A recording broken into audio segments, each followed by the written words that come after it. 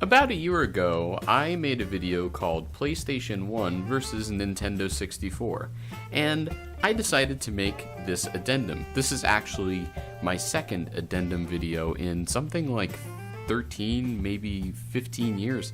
Crazy to think about that. We're here because I felt like I needed to do a little bit more on the Nintendo 64. I felt like I was PlayStation bashing. We're also here because the majority of my collection is now in the studio, and I had access to these games.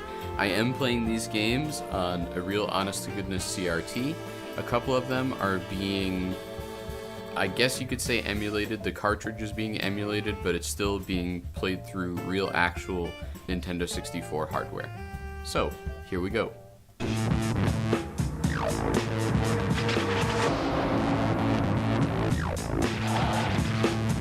You know who has 4 times the action.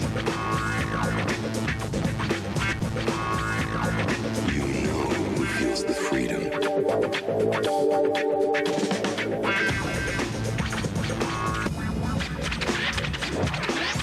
know who stands out from the crowd. You know the games of Nintendo 64. Previously, on PlayStation 1 versus Nintendo 64, another addition to the 3D everything movement of the late 90s. This is Pitfall. Pitfall was originally a game, I believe, for Atari or some system similar to it, and it wasn't really that exciting. Here I'm making you watch load times to get a point across. That was a big issue that I had with the PlayStation. Another issue was basically the button orientation. And, you know, I think that the console wars, as Will Wheaton once said, basically the console wars when we were kids, it wasn't about, you know, RAM and all this other important stuff that I'm going to mention. It was just about what you had. So I was a Nintendo kid because that's what I had, and that was about it. Needless to say, we had Homestar Runner Flash animations that would load faster than this thing. And that was one of its pitfalls, was the data that it read. So a CD had a much higher capacity than the ROM cards that were used for Nintendo 64. So there was a lot more load time. But check out this video, it's amazing, really. I don't look for adventure, sometimes it just finds me. Like when I was swinging through the South American jungle and I saw this glimmer. Yeah, a crystal. And when I grabbed it, a rift opened up. And out popped, whoa, Mira. Cute little moke. She started gabbing on about this pure energy stuff called Lucence that comes in 2 flavors. The blue stuff's good, and the red's no cherry. Now one Moku got a little too excited with the red Lucence and turned into the Scourge. With the red Lucence, the Scourge imprisoned all of the Mokus and put a force storm over the city. The rift started closing. Hey, beautiful girl, suicide mission, I'm in.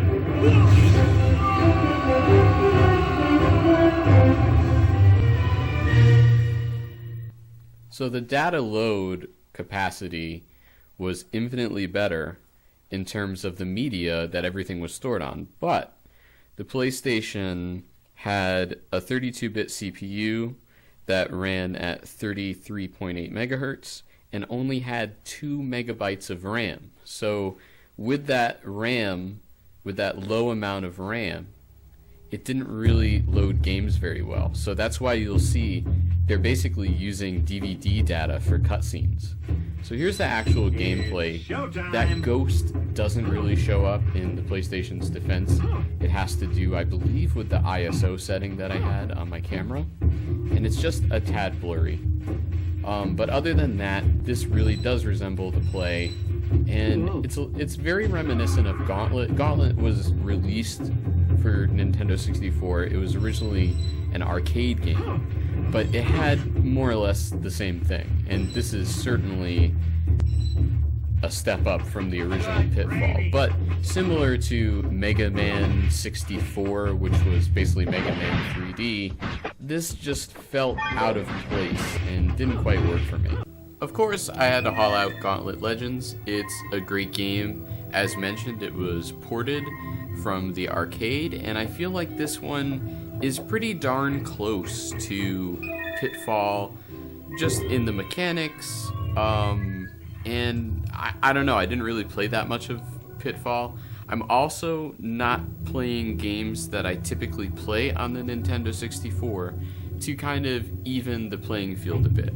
So here I'm just experimenting with the character, trying to figure out what I can do. I knew there were special attacks, but it took me a while to figure them out. And yeah, let's go ahead and enter the very first level. Obviously level 1. I wish they had a faster, transportation time.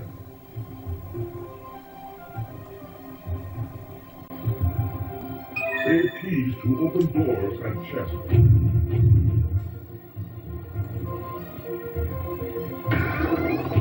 Destroy generators to stop enemies.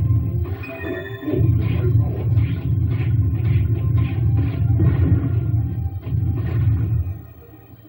Use magic to kill enemies.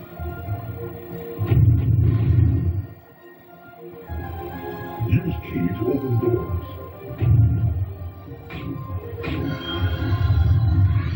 As you can see at this point, I had figured out how to do my special attack, and you can also toggle through your attacks. Here you can see where the enemies spawn from, so I have to, get rid of that spawn point. And it's just showing you the basic mechanics of the game, and I'm just going around shoot and grab.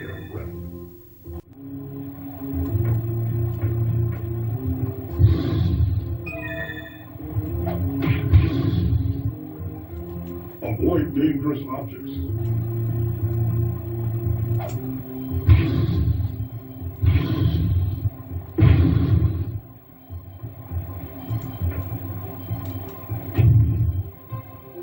Fire ambulance.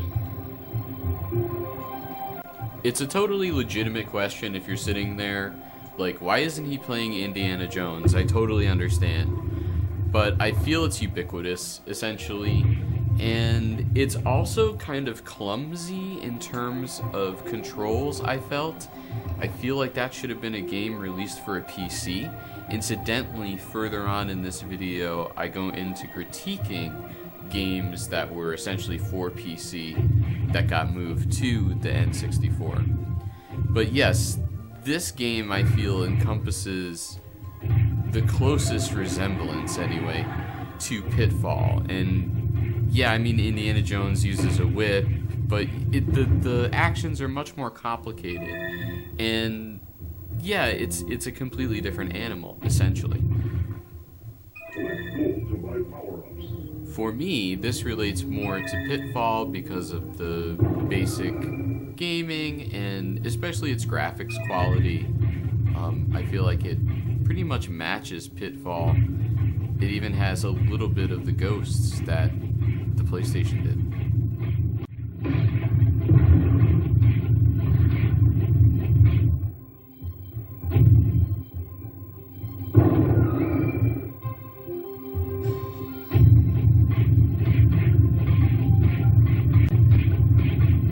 At this point, the game is trying to teach you something that you need to know, and that is crowd control. In this game, there are several parts where there's just like 2 or 3 hives and they just keep coming out of them. And that's similar to what's happening here. So I use that special attack, I'm gathering stuff, etc. And yeah, the nice part is you can hit stuff off screen, so it makes it easier when you hear a certain sound. You kind of know that you're hitting that hive. And there's other mechanics too, where I have to hit that arrow there, and that will open that door, and I have to get this key, and blah blah blah blah blah.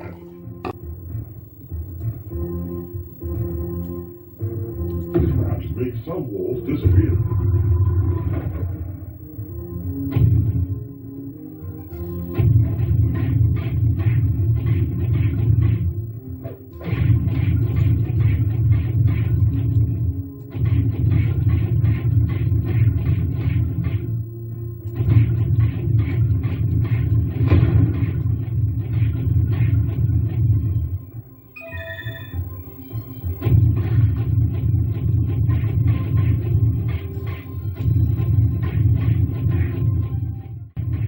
can see it also auto-aims, which is definitely a nice feature, and I had fun with it. It's a great game. It's a lot more fun to play with someone else, to play with another player, because you can do more. But yeah, there's Gauntlet, and I don't know, I wouldn't say it's a terrible game, but I wouldn't say it's the best game ever. And it being a port, we can see some things didn't quite translate, graphically speaking.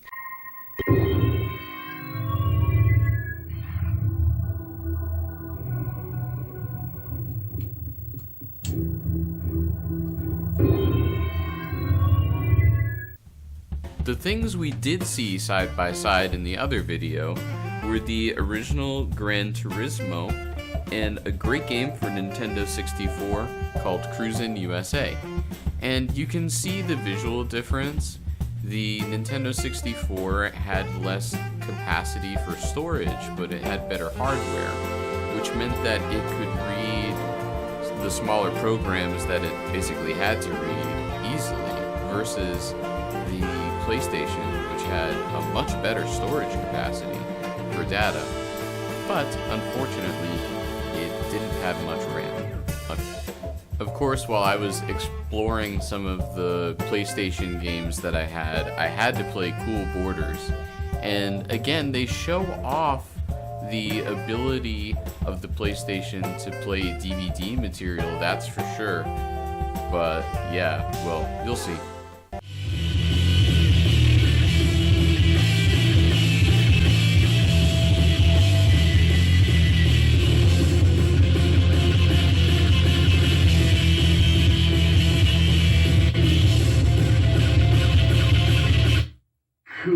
In the 90s, games were all about pre-made media, and even the ones for computers that still had bad graphics, they were able to play some decent videos, so a video would always be inserted, and here the PlayStation is perfect for that, at least on the video end, not so much on the performance end here when you're playing a game, and you will see. Now, I did lower the brightness here, and also I'm sure, again, it has to do with my ISO settings, but the graphics to this really were that bad, and the loading times really were also that bad. Oy.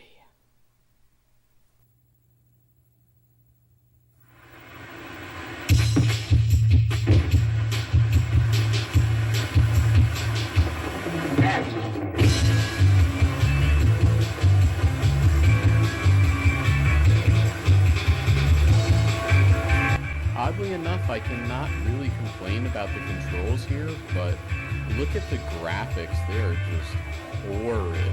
And it's because it can't really process it fast enough, so it renders this complete garbage pile dumpster fire. I mean, look at the bottom of the board and the snow that's quote-unquote getting kicked up. It's just all terrible.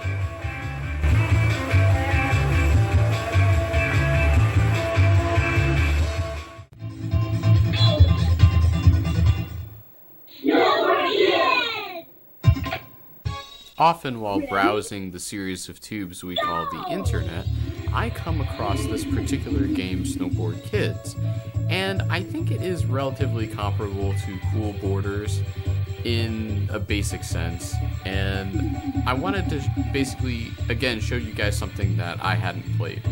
So you'll see in the very beginning I have difficulty, and that's because I just wasn't a fan of these controls. You push forward on the joystick to travel forward, and you push back to slow down, whereas, you know, every other Nintendo game uses A and B as, you know, accelerate and brake, right? So I was at a little bit of a disadvantage, but more or less this game is Super Mario Kart, but on snowboards. It's a great concept. It felt a lot better than the PlayStation one, even though I'm not a fan of the controls. I got decent at it by the time this race was done. Lastly, I feel Nintendo's biggest fails were PC ports. And when I say PC, I mean the 90s definition, as in just personal computer. So here I'm playing a game that I got turned on to recently by a friend called Starcraft. And I'm just showing you kind of how all thumbs it is if you don't have a cursor and like a keyboard to do quick stuff. Like they hotkeys is what I'm trying to say. They have hotkeys, but they constantly have to tell you what they are, and it feels like it makes the gameplay pretty clumsy. So here we're going through our little briefing, and we're going to begin the mission, and it's a pretty simple mission. Somebody just has to survive. So yeah, let's check it out. Go, go, go! Go, go, go! Let's move! Go, go, go! Let's move! Rock and roll! Go, go, go! Let's move! Rock and roll! Let's move! Go, go, go! Anytime you're ready. This should be good. Oh yeah, sounds fun. Sounds fun. Yes, sir?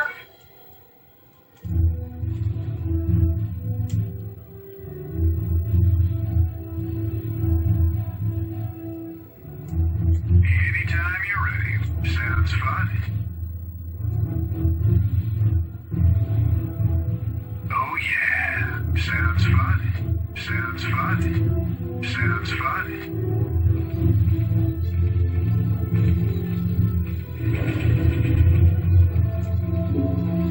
A while back I did a Warcraft 2 video, and if you've seen that, this is pretty much the same thing. Warcraft, I'm missing out on a few. I wish I could rattle them off to you, but this format is just ever so common. And it's cool, the way that, you know, you have to do certain things to get resources. They changed that up a little bit, but in the end, it's pretty much the same old song. There's really no difference. So the disadvantage here is that to look at anything or, you know, use the map or whatever, I have to use my joystick. It's not like a mouse where I can just scroll all the way up to the top and it scrolls with me. It doesn't work that way. And you can see the lag because it's a joystick. It's like playing on a Commodore, basically. It's trying to play a more modern game on a Commodore. Or a game from the 90s on a Commodore. And yes, as I mentioned before, they show you what you can do for each unit, but it's just so much nicer when you have a keyboard that has hotkeys. And I've played a lot of Warcraft, for example, so I already just know what key I have to hit to make something happen, and it goes a lot faster. And as a result, my game is a lot more pleasurable because I'm doing things as fast as the computer. Here, not so much. Sounds fun. This should be good. Sounds fun. Oh yeah. Sounds fun. This should be good. Sounds fun. You can see here how much harder the controls made this particular process of moving the guys and then choosing to attack the enemy. It just is not easy. Meanwhile, I had this unit, which I shouldn't have had up there. So just all around a bad idea even to try and release it. I guess the idea is they could be like, oh, well, look, we're a computer too, which it basically was. But it wasn't as good as, I suppose, the 486s that ran this. I'm assuming this was run by Windows 95. It looks like it. And it would have played a lot better. So at the end of the day, if you're looking at specs, the Nintendo 64 blows the PlayStation out of the water, generally speaking. But of course, as mentioned in my previous video, the PlayStation was multifaceted. It could be a DVD player, it could play CDs for you, you could hook it up to your existing TV speaker system and you could play the games through it. Like, that's cool and all. But its processor was crap. So in terms of graphics and stuff like that, the PlayStation was certainly inferior. In terms of games, I feel like it's a wash because I've played some really fun games that were even ported to the 64. For example, one was Tony Hawk Skater Pro, I believe, that was originally for the PlayStation, as well as Resident Evil. And they had to compress all of the data from the PlayStation CD onto Nintendo's tiny, itsy bitsy, teeny weeny polka dot bikini. I believe it was something like 67 megabyte ROM card. Versus, a CD of the day could probably easily hold 100 or more megabytes, I'm sure.